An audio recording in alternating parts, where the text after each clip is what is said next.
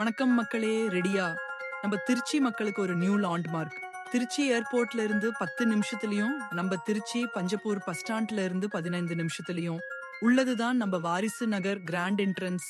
DTCP approved, CCTV camera, EB post, under water drainage, affordable price, 40 and 30 feet road, children's parks, swimming pool, free turf ground.